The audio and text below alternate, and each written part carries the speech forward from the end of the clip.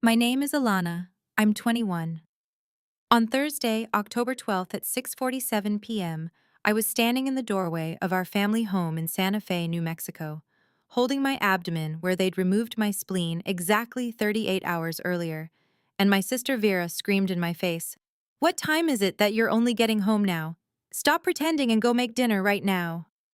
The surgical staples were still in. I could feel them pulling against my skin every time I breathed. The discharge papers in my bag said bed rest for 7 days minimum. The pain medication was wearing off because I'd refused the last dose at the hospital, wanting to be alert enough to get home safely. My best friend Piper had driven me, helped me up the 3 porch steps one at a time, asked twice if I wanted her to stay. I'd said no. I thought I'd be safe in my own home. "Vera, I just got out of the hospital," I said. My voice came out smaller than I wanted. "They said I need to rest." "Oh, you need to rest?" She laughed, but there was nothing warm in it. Her designer bag, the new Prada one she'd posted on Instagram 3 days ago while I was in emergency surgery, sat on the entry table next to a pile of unopened mail. "I've been working all day. I'm exhausted, but I still came home to an empty kitchen and nothing prepared." Working. She called it working. What she meant was she'd been at brunch with her friends, then shopping, then at the salon. I knew because I'd checked her location on Find My Friends from my hospital bed at 2 p.m., hoping she might visit. She'd been at Canyon Road Galleries. "I can make something simple," I heard myself say. "Just give me a minute to—" "A minute?" Vera's eyes went wide, mock shocked. "It's almost 7 o'clock. What have you been doing all day? Lounging around, feeling sorry for yourself?" My hands started shaking, not from fear, from the realization that she actually didn't care. Emergency spleen surgery after a burst cyst wasn't an inconvenience to her schedule. It was an inconvenience to her dinner plans. Before I go on, if stories about standing up for yourself mean something to you, please hit like and subscribe and tell me in the comments where you're watching from right now and what time is it there. I made dinner that night.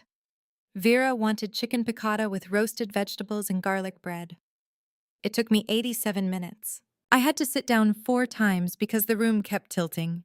The stitches pulled every time I reached for the upper cabinet. I burned my wrist on the oven rack and didn't make a sound because Vera was on a video call in the living room, laughing about someone's bad Botox. When I set the plate in front of her at 8:34 p.m., she didn't look up from her phone. "Is this organic chicken?" she asked. "Yes." "Are you sure?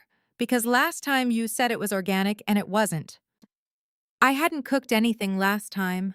I'd been in the hospital having my spleen removed because a 10-centimeter cyst had ruptured and I'd been bleeding internally. But I didn't correct her. "I'm sure," I said. She took one bite, made a face. "It's dry. Didn't I tell you to use the meat thermometer?" Something cracked open inside me then. And it wasn't just the internal bleeding I was still recovering from. It was the quiet realization that this wasn't going to stop. Not tomorrow, not next week, not when I healed. Vera had learned she could treat me like hired help, and I had learned I would take it. I went to my room without answering, sat on the edge of my bed for 20 minutes, still in the clothes I'd worn home from the hospital. The discharge instructions said to watch for signs of infection, fever, increased pain, redness at the incision site. They didn't say what to do when the infection was in your own family. Let me take you back 3 years to when our father, Preston, first took the overseas contract in Singapore. He was a structural engineer for a firm that specialized in high-rise construction, and they'd offered him triple his salary to oversee a project that would take at least 5 years, maybe longer. "I'll send money every month," he'd promised, sitting us both down in the same living room. "Enough for the mortgage, utilities, groceries, everything you need. Vera, you're 25. Alana's starting college. I'm trusting you both to handle things maturely." He'd looked at Vera when he said it. She was the responsible one, the one with the business degree from UNM, the one who knew how to balance a checkbook and file taxes. I was 18, holding my acceptance letter to the university, trying not to cry because my dad was leaving 3 days after my high school graduation. "We'll be fine, Dad," Vera had said, and she'd sounded so confident. "I'll take care of everything." But she did take care of everything. She took care of the money Dad sent, spent it on herself. She took care of the household responsibilities, assigned them all to me. She took care of her social life, made sure I had no time for one. The first month, I noticed $600 missing from the household account Dad had set up. When I asked Vera about it, she said it was for house expenses and showed me a receipt for new living room curtains we didn't need. The curtains cost $180. I didn't ask about the other $420. By month 3, I was doing all the grocery shopping, all the cooking, all the cleaning. Vera said it was fair because she was managing the finances and dealing with the stress of being in charge. I was taking 15 credit hours and working a part-time job at the campus library for textbook money because the allowance Dad sent for me somehow never materialized. "He sent that to the household account," Vera would say when I asked. "It all goes into the same pot. Don't be so selfish." I stopped asking. By year 2, Vera's Instagram was full of designer bags, spa days, weekend trips to Taos and Albuquerque. My Instagram was full of late-night study sessions and photos of the campus library I captioned "my second home" because I couldn't bring myself to post the truth. I was living in my own house like a tenant who paid rent in unpaid labor. Dad called every Sunday at 8 a.m. Mountain Time, which was 10 p.m. his time in Singapore. Vera always answered, always said everything was perfect, always handed me the phone for exactly 3 minutes before making a face like I was taking too long. "How's school, little star?" Dad would ask. He'd called me that since I was 6, after I'd pointed out Polaris during a camping trip and explained how sailors used it to navigate. He'd been so proud I knew that. "Good," I'd say. "Classes are hard, but I'm managing." "And Vera's taking care of you?" I'd look at Vera, who'd be standing right there, arms crossed, watching. "Yeah, Dad, she's great." It wasn't a lie. It was survival. The cyst that ruptured my spleen had been growing for 6 months. I'd known something was wrong. The pain in my left side, the fatigue, the weird bruising. I'd asked Vera if I could use the health insurance Dad paid for to see a doctor. "For what?" she'd asked. "You're young and healthy. You're probably just stressed from school. Take an Advil." When I collapsed in the university library on October 10th at 2:14 p.m., my study partner Ethan called 911. The EMTs said if I'd waited another hour, I might have died. Internal bleeding from a ruptured cyst. Emergency surgery. 7 hours in the OR. They removed my spleen and 1,200 milliliters of blood from my abdominal cavity. I woke up at 11 p.m. to a nurse checking my vitals and my phone showing 47 missed calls from Piper, 0 from Vera. I texted Vera from the hospital bed. "Had emergency surgery. They removed my spleen. I'm okay but need to stay overnight." She responded 4 hours later. "Okay. Do you need me to bring anything?" I said, "No, just wanted you to know." She didn't visit. Not that night, not the next day.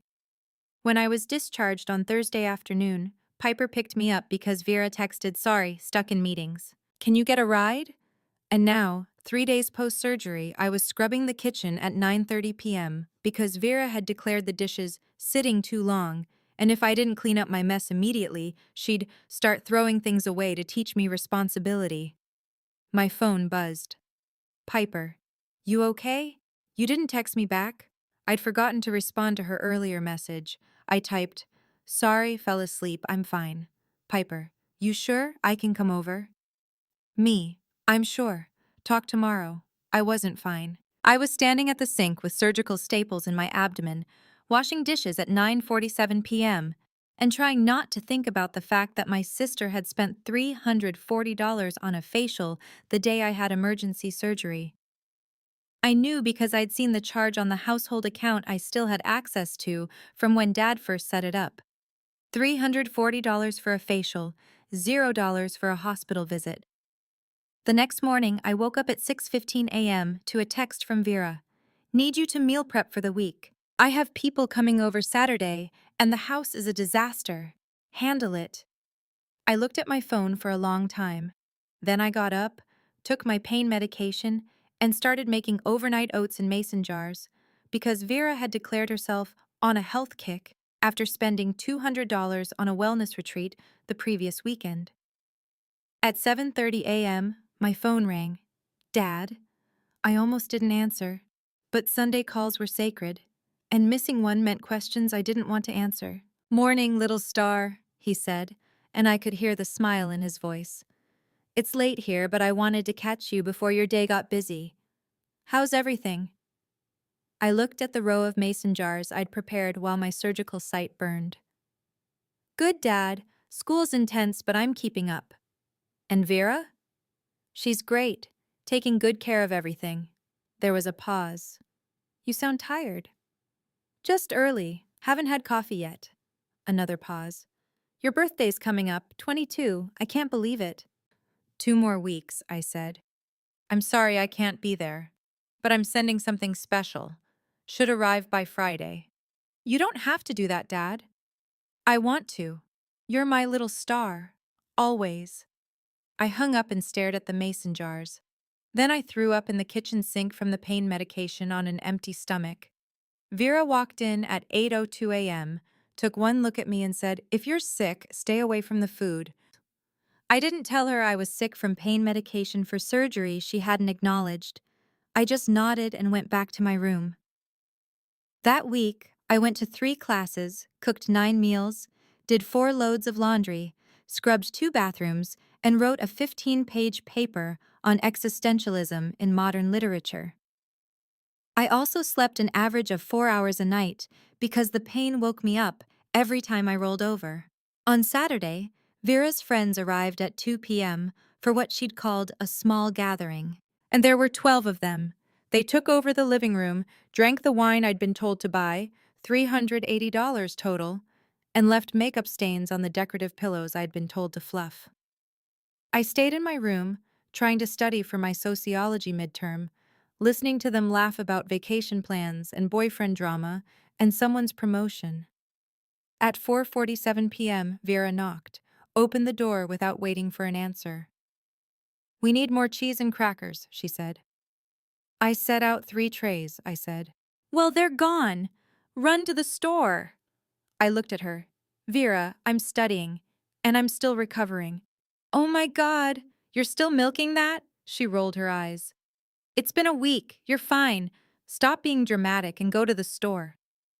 I went to the store, bought $67 worth of cheese, crackers, fruit, and chocolate. Came home, arranged it on platters, set it out, went back to my room. At 6:20 p.m., someone knocked again. One of Vera's friends, a woman named Chelsea I'd met twice. Hey, sorry to bother you, she said, and she looked genuinely uncomfortable. Vera said you'd know where the good wine glasses are? The ones in the cabinet are apparently wrong. I showed her where the crystal glasses were, the ones Dad's mother had given us before she passed. Chelsea thanked me quietly, then hesitated. Are you okay? She asked. I'm fine, I said automatically. She looked at me for a long moment. Vera said you just had surgery. Just a minor thing. I'm healing fine. She also said you were being difficult about helping out. Chelsea's tone was careful, like she was testing the words. Something hardened in my chest. I'm not being difficult. I didn't think so, Chelsea said quietly. Then she took the wine glasses and left. I sat on my bed and realized that Vera wasn't just treating me like hired help. She was managing the narrative, making sure anyone who might question it heard her version first. That night, after everyone left and I'd cleaned up 5 hours worth of mess, I found a voicemail on my phone from a number I didn't recognize. Hello, this message is for Alana. This is Gideon Torres from Torres Engineering Consultants. I work with your father, Preston. He asked me to check in on you and your sister while I'm in the States visiting family. I'll be in Albuquerque next week and hope to stop by Santa Fe, Please give me a call when you get a chance.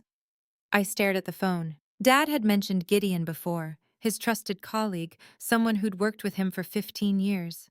They'd started at the same firm together. I didn't call back that night. I was too tired, and part of me wondered if this was another thing Vera would find a way to control. The next Sunday, Dad called at 8 a.m. sharp. "Hey, little star, did Gideon get in touch with you?" "He left a voicemail. I haven't called back yet. He's a good friend. I asked him to check on you girls while he's visiting his mother in Albuquerque. Maybe take you both to dinner. Make sure everything's really okay." "Everything's fine, Dad." I know, but humor me. Let him take you to dinner. He's family-oriented, you'll like him."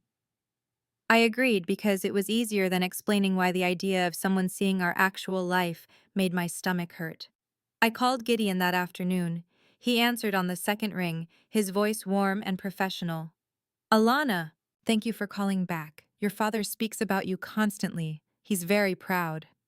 We arranged to meet Wednesday at 6 p.m. at a restaurant called La Choza. When I told Vera, she barely looked up from her phone. "Whatever, just make sure dinner's ready before you leave. I'm not cooking." Wednesday arrived. I made Vera's dinner.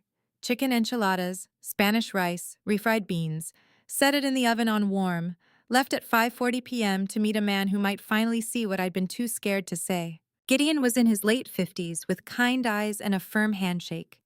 He asked about school, about my major, about my friends. He didn't ask about Vera until we'd ordered. "And your sister? How's she managing everything?" I must have hesitated too long because his expression shifted. "Preston talks about her too, of course. Says she's very capable." "She is," I said carefully. "She handles all the finances. That's a big responsibility." He took a sip of water. "And you? How are you managing with school and everything else?" "I'm fine. Preston mentioned you're an excellent student. He showed me your transcript from last semester. 3.9 GPA while working part-time. That's impressive." I didn't know Dad had my transcript. Didn't know he'd shown anyone. "He also mentioned you had surgery recently. He was worried because Vera said you'd been overdoing it." The floor tilted. Vera had told Dad I'd had surgery but framed it as me overdoing things? "It was emergency surgery," I said quietly. "Ruptured cyst. They removed my spleen." Gideon's face changed completely. "Emergency?" Preston didn't say.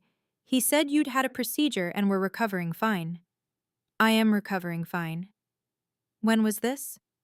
2 weeks ago, October 10th. He pulled out his phone, typed something. "And you're back at school already?" "I had midterms." He looked at me for a long moment. "Where was Vera during all this?" The question was too direct to deflect. "She was busy." "Busy. She has a lot going on." Gideon set down his phone. "Alana, I'm going to be very straight with you. Your father asked me to check on you because something in Vera's emails felt off to him. He couldn't put his finger on it, but he's worried. He loves you both, but he knows the dynamic between you has always been complicated." I didn't know what to say. Dad had noticed something was off. "If things aren't okay," Gideon continued, "you can tell me, not as your father's colleague, as someone who genuinely cares about your well-being." I wanted to tell him everything, about the money, the medical neglect, the daily erosion of my dignity, but the words stuck. "Everything's manageable," I finally said. He didn't push, but he did say, "I'm in town until Friday. If you change your mind or just want to talk, call me any time." We finished dinner. He paid, hugged me goodbye and said, "Your father's right about you. You're strong, but strength doesn't mean you have to carry everything alone." I drove home crying so hard I had to pull over twice. When I got home at 8:15 p.m., Vera was in the kitchen, slamming cabinet doors. "Where's the good olive oil?" she demanded. "Top left cabinet." "It's not there." I walked over, opened the cabinet, and pointed to the bottle. "That's not the expensive one," she snapped. "The one I bought last week." "I don't know what you're talking about." "Of course you don't. You probably used it all for one of your little cooking experiments. She turned to face me fully. You know what your problem is, Alana? You think you're entitled to everything just because Dad feels guilty for leaving? Well, newsflash. He left me in charge, not you. This is my house to manage. It's Dad's house, I said quietly. Excuse me? It's Dad's house. His name is on the deed. He's paying the mortgage. Vera's face went red. I'm the one here dealing with everything. I'm the one who handles the bills, who makes sure things run smoothly, who puts up with your constant need for attention. I had emergency surgery, and you didn't visit me once. The words came out before I could stop them. Vera's mouth opened, then closed. For a second, I thought she might actually hear me. Then she laughed. Oh, here we go. Poor Alana, always the victim. You had a cyst removed. It's not like you had cancer. They removed my spleen. And you're fine now, but you're still milking it for sympathy, making me look bad. I'm not trying to make you look bad. Really? Because you've been moping around here for 2 weeks like I did something wrong. I have a life, Alana. I can't drop everything because you had a medical procedure. Medical procedure. Like it was a teeth cleaning. I turned and walked to my room, locked the door, sat on my bed and opened my laptop. I logged into the household account Dad had set up, the one Vera thought I didn't have access to anymore because she'd changed the password 6 months ago. But I'd been the one who set up the two-factor authentication, and it still sent codes to my phone. I downloaded 3 years of bank statements, started reading. It took me until 2 a.m. to go through everything. Vera had diverted $47,000 of Dad's money in 3 years. The allowance Dad sent specifically for my school expenses, my personal needs, $800 a month, $28,800 total, had gone straight into Vera's spending. Designer clothes, spa treatments, vacations, restaurants, weekly salon visits. Meanwhile, I'd been living on library job wages and eating rice and beans. The household expenses Dad covered, $2,100 a month for mortgage, utilities, groceries. Vera had been supplementing with my allowance to fund her lifestyle. We only needed about $1,600 a month for actual household bills. The rest disappeared into Vera's personal account. I felt sick, not from the surgery, from the realization that this had been calculated, intentional, and going on since month 1 of Dad leaving. I created a folder on my laptop, started organizing screenshots by category: personal luxuries, diverted allowance, household account misuse, added dates, amounts, descriptions. Then I found the emails. Vera had been emailing Dad monthly household updates. I found them in the shared family email account. In them, she painted herself as a struggling guardian managing a difficult younger sister. March 2024. Alana is really testing my patience lately. I'm trying to teach her responsibility, but she resists everything. She's not taking her studies seriously and seems resentful of basic household contributions. July 2024. I hate to worry you, but Alana's been acting entitled about money. I've had to set some boundaries about the household budget. She doesn't understand that we all have to make sacrifices. September 2024. Alana's health issue resolved fine. She tends to be dramatic about minor things. I'm trying to teach her to be tougher. I read them 3 times. She'd been building a narrative for years, laying groundwork so that if I ever complained, Dad would already think I was the problem. I wanted to scream. Instead, I created a new folder, Vera's emails. The next day, Thursday, I went to class and came home to find a padlock on my bedroom door. On the outside, I stood staring at it for a full minute before I understood. Vera had locked me out of my own room. I found her in the living room, watching TV. Why is there a lock on my door?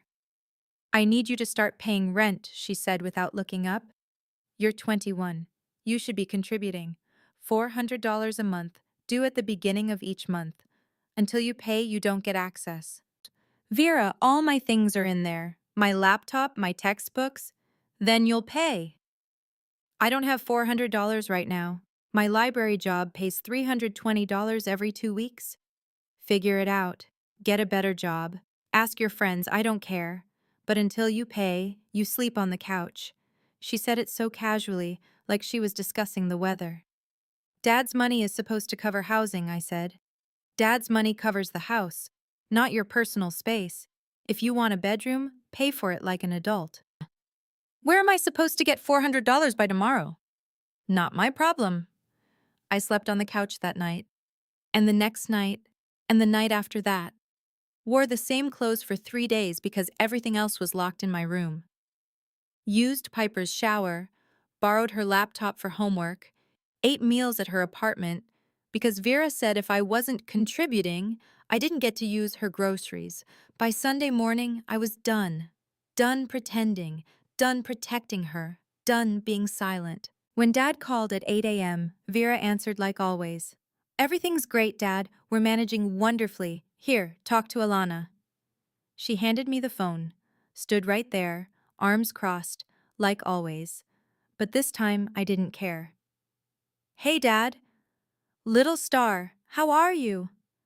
Vera was watching me, waiting for me to follow the script. I looked right at her and said, Dad, I need to tell you something.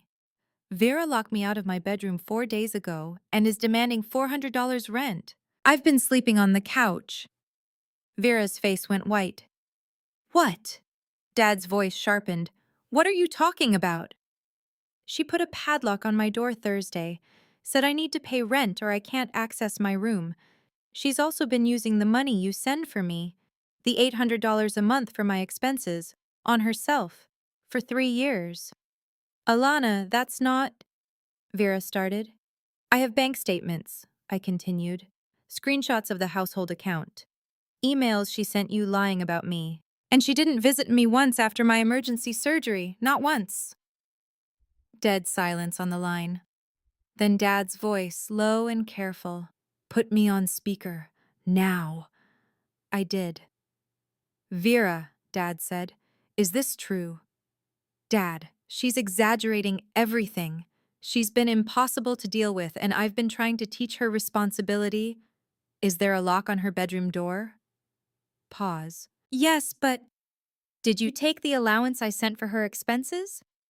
It all goes into the household account. We all use it. That's not what I asked. Did you use the money I sent specifically for Alana's personal expenses? It's more complicated than… Yes or no, Vera? Her jaw clenched. Some of it, yes, but I've been managing everything here alone. Alana, Dad cut her off. Go to your room right now. Break the lock if you have to. Pack a bag with everything important. Laptop, documents, medications, clothes. Can you stay with Piper? Yes. Go there today. Vera, you and I will talk later. Alana, I love you. I'm sorry. I should have seen this sooner. He hung up. Vera stared at me like I'd just burned down her entire life. You just destroyed everything, she whispered. No, I said. You did that yourself. I broke the padlock with a hammer from the garage, packed 2 suitcases, called Piper, who showed up in 20 minutes and helped me load her car. Vera stood in the doorway the whole time, silent, watching. As I got in Piper's passenger seat, Vera finally spoke. Dad will forgive me. He always does. I looked at her. Maybe, but I won't. Piper drove me to her apartment. I moved into her spare room temporarily, sleeping on an air mattress that made my surgical site ache every morning. But it was mine, safe, quiet. Dad called me that night at 11 p.m. his time, 9 a.m. mine. Little star, I'm getting on a plane tomorrow. I'll be there in 36 hours. Dad, you don't have to… Yes, I do. I should have come home a year ago. I should have listened when my gut told me something was off. I'm sorry. It's not your fault. Yes, it is. I trusted the wrong person, and I left you alone with her. That ends now. He arrived on a Wednesday at 4 p.m. Mountain Time, came straight to Piper's apartment, hugged me for a full 2 minutes without saying anything. Then he said, "Tell me everything." I did. Showed him the bank statements, the emails, the evidence I'd collected. Told him about the surgery, the medical neglect, the daily degradation. He listened to all of it, face getting harder with every sentence. When I finished, he said, "Gideon's here too. He flew in this morning. We need to go to the house. Tonight." I don't want to see her. I know. But this needs to happen face to face. I need you there so she can't lie about what was said. Gideon will be there too, as a witness. Can you do that? I thought about it. About how much easier it would be to just stay away. Let Dad handle it. Never see Vera again. But then I thought about 3 years of silence, of swallowing every humiliation, of being erased from my own story. "Okay," I said. "I'll go." We arrived at the house at 7 p.m. Dad used his key. Vera was in the kitchen, cooking something that smelled like rosemary and garlic. She turned when we walked in, and her face went through several expressions: surprise, fear, defiance, then a carefully constructed smile. "Dad, you didn't tell me you were coming. I would have prepared." "Living room," Dad said. "Now." She followed us. Gideon was already there, setting up a laptop and small projector. "What's going on?" Vera asked, but her voice had an edge. "Sit down," Dad said. She sat on the couch. I sat across from her in the armchair I used to read in before she'd taken over every comfortable space in the house. Dad remained standing. "Alana told me some things on Sunday. I've spent the last 3 days verifying them. Gideon helped. We've been thorough." "Dad, whatever she said—" "Don't." His voice was ice. "Don't say another word until I'm done." He nodded to Gideon, who started the projector. The first image appeared on the white living room wall. A bank statement from January 2023. "This is the household account I set up when I left," Dad said. "I deposit $2,100 every month for mortgage and utilities. I also deposit $800 directly to a separate account designated for Alana's expenses. Food, clothes, books, personal needs." Next slide. A transaction history showing the $800 monthly deposits. Next slide. Transfer records. Every single $800 deposit transferred to Vera's personal account within 48 hours. "Over 3 years," Dad said, his voice deadly calm, "you transferred $28,800 of Alana's money to yourself." "I needed it for household expenses," Vera started. "No," Dad cut her off. "I checked the actual household bills. The mortgage is $1,400. Utilities average $300. Groceries for 2 people should be $400 maximum. That's $2,100, exactly what I sent for household costs. You used Alana's personal allowance on yourself."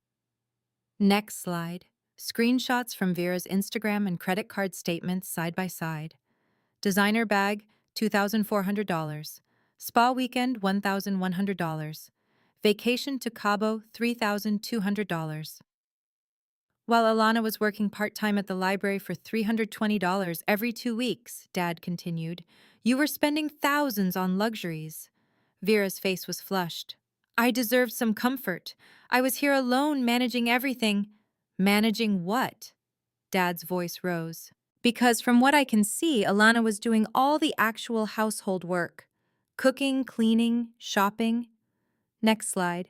Email from Vera to Dad, dated March 2024. Dad read it aloud. "Alana is really testing my patience lately. I'm trying to teach her responsibility, but she resists everything." Next slide. Photo dated March 17th, 2024. Vera at a restaurant, cocktail in hand, tagged location, Rosewood Inn. "That was the same week," Dad said, "that you emailed me saying you were struggling with Alana's behavior. You were at a $200 per person dinner." Slide after slide, email after email. Each one showing Vera's lies next to proof of what she was actually doing. Then the final slides. Hospital discharge papers from October 12, 2024. Emergency spleen surgery. Alana Santos, age 21. Next, text message from Vera to Alana. October 12th at 7:02 p.m. What time is it that you're only getting home now? Stop pretending and go make dinner right now." The message sent 38 hours after emergency surgery. The room went dead silent. You, Dad said quietly, told her to make dinner 38 hours after she had her spleen removed. Vera opened her mouth, closed it. You didn't visit her in the hospital once, Dad continued. You didn't call. You spent $340 on a facial the same day she was in surgery. Next slide. Credit card charge. Serenity Spa, October 10th, $340.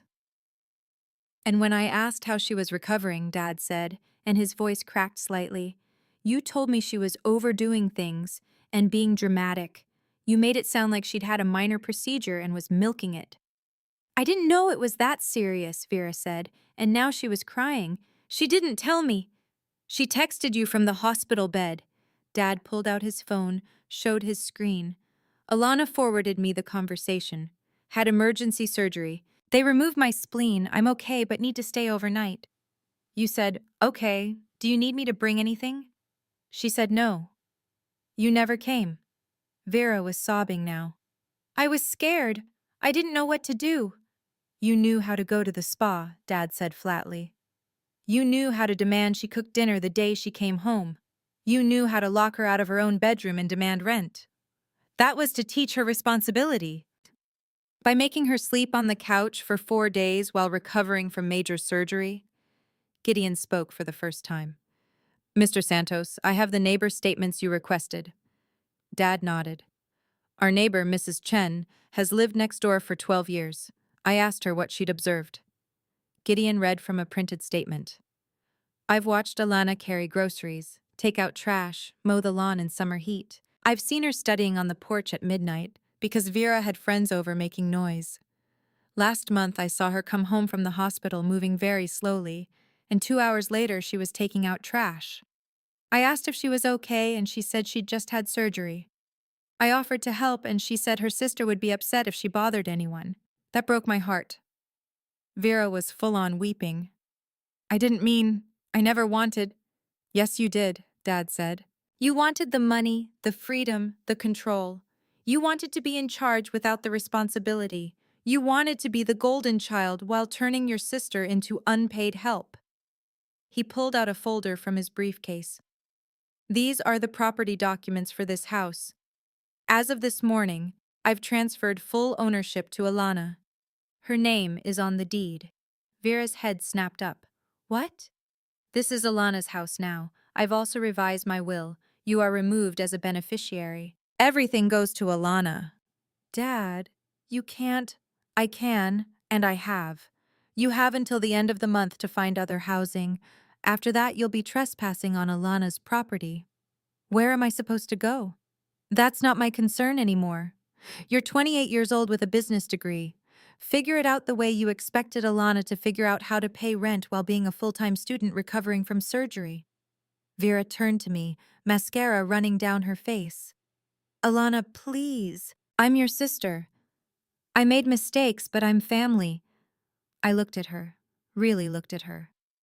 3 years of cruelty, of methodical degradation, of stealing not just money but dignity.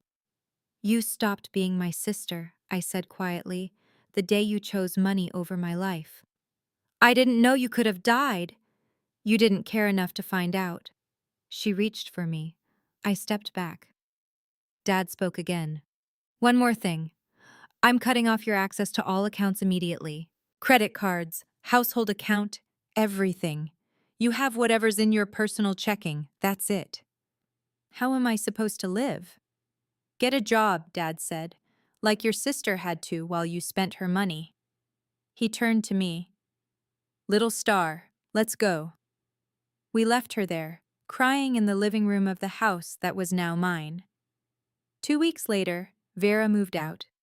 Didn't say goodbye. Left a note on the kitchen counter that said, You've turned Dad against me. I hope you're happy. Nah, I wasn't happy.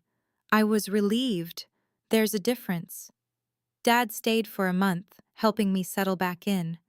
We repainted my room, a soft blue instead of the beige Vera had insisted on. We replaced the furniture she'd claimed was hers. We set up a real budget, a savings account in my name only, a plan for the future. I'm so sorry, he said one night over dinner. I should have listened to my gut. I should have come home sooner. You trusted her. That's not a crime. It is when it costs you 3 years of your life. I'm okay, Dad. You're more than okay. You're strong. But you shouldn't have had to be. He went back to Singapore in early December, but with a plan to transfer back to the States permanently within 6 months. His company was opening a Denver office. He'd be 3 hours away instead of 3 continents. I spent my first Christmas in years actually resting. Piper came over. We made cookies, watched terrible movies, didn't talk about Vera once. On New Year's Eve, I got an email from Vera. The subject line, "I'm sorry." I deleted it without reading. Gideon checked in monthly. Your dad asked me to keep an eye out, he said. Not because he doesn't trust you, because he wants to make sure you know you're not alone. Thank you, I said. You know what impressed me most? Gideon said. When I met you at La Choza, you could have told me everything. You were clearly suffering. But you protected your sister because you thought family meant silence. It doesn't. Family means showing up, especially when it's hard. 6 months later, I'm still in the Santa Fe house, still going to university, now with a 4.0 GPA, because I actually have time to study. I got a cat named Polaris, Piper's idea. She said, Your dad called you Little Star. Now you have a star of your own. The house is quiet in a good way. I painted the kitchen yellow, planted herbs in the garden, invited Mrs. Chen over for tea, and thanked her for the neighbor statement. You don't owe me thanks, honey, she said. I should have spoken up sooner. You spoke up when it mattered. I've had 3 emails from Vera over the months. I haven't opened any of them. Maybe someday I will, maybe not. That's my choice now. Dad moved to Denver in March, visits every other weekend. We're rebuilding what got broken, not just by Vera's cruelty, but by distance and misplaced trust. I'm proud of you, he said last weekend, watching me study at the kitchen table. Not because you survived, because you knew when to speak up. I should have done it sooner. You did it when you were ready. That's what matters. Here's what I learned. Silence isn't peace. Silence is the price you pay for someone else's comfort. For 3 years, I stayed quiet because I thought keeping the family together was more important than telling the truth. But the family was already broken. I just couldn't see it yet. If you're watching this and you've ever had to choose between protecting yourself and protecting someone's image, type "I chose myself" in the comments. Or if you're still struggling with that choice, type "I'm working on it." Both are valid. Both are brave. If this story meant something to you, check the description for more stories just like this one. Thank you for being here. Take care of yourself.